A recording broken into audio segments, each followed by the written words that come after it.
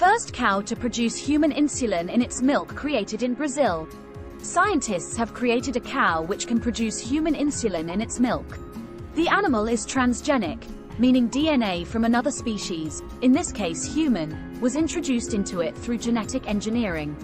The research was led by Matt Wheeler, professor in the Department of Animal Sciences at the University of Illinois in the US, who says it takes advantage of the special factors of the mammary gland. Mother Nature designed the mammary gland as a factory to make protein really efficiently. We can take advantage of that system to produce a protein that can help hundreds of millions of people worldwide. The research described in a new study in Biotechnology journal. According to the World Health Organization, about 422 million people worldwide have diabetes. Type 1 diabetes occurs when the body cannot produce its own insulin, whereas type 2 occurs when the body doesn't make enough insulin and becomes resistant to it. The insulin-producing cow is a proof of concept that could one day be scaled up to produce enough insulin to supply the world's diabetics, eliminating scarcity and high costs associated with it. I could see a future where a 100-head herd, equivalent to a small Illinois or Wisconsin dairy, could produce all the insulin needed for the country. And a larger herd? You could make the whole world's supply in a year, Wheeler claims. Wheeler's colleagues at the University of São Paulo in Brazil inserted a segment of human DNA coding for proinsulin, the precursor of the active form of insulin, into the cell nuclei of 10 cow embryos. These were implanted in the uteruses of normal cows, which resulted in the birth of one transgenic cow. In the old days, we used to just slam DNA in and hope it got expressed where you wanted it to. We can be much more strategic and targeted these days, says Wheeler. Using a DNA construct specific to mammary tissue means there's no human insulin circulating in the cow's blood or other tissues. It also takes advantage of the mammary gland's capabilities for producing large quantities of protein.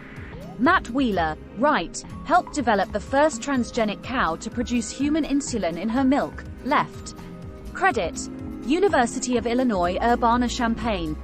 Attempts at impregnating the cow once she had reached maturity were unsuccessful, so the team stimulated lactation using hormones. Our goal was to make proinsulin, purify it out to insulin, and go from there. But the cow basically processed it herself. She makes about 3-to-1 biologically active insulin to proinsulin, Wheeler says.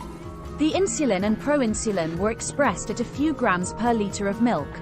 But because the milk volume was smaller than expected due to the hormone-induced lactation, the researchers can't say exactly how much insulin would be made in a typical lactation.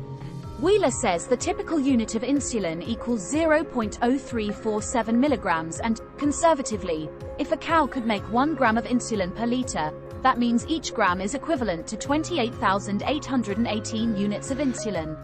And that's just 1 liter. Holsteins can produce 50 liters per day. You can do the math, he says. The insulin and proinsulin would need to be extracted from the milk and purified for use in humans. The team now has plans to reclone the cow and attempt pregnancy and full lactation cycles in the next generation. Eventually, they hope to create transgenic bulls to mate with the females, creating transgenic offspring that can be used to establish a purpose-built herd.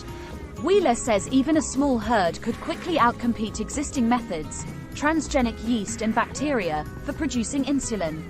With regard to mass-producing insulin in milk, you'd need specialized, high-health status facilities for the cattle, but it's nothing too out of the ordinary for our well-established dairy industry, Wheeler says. We know what we're doing with cows.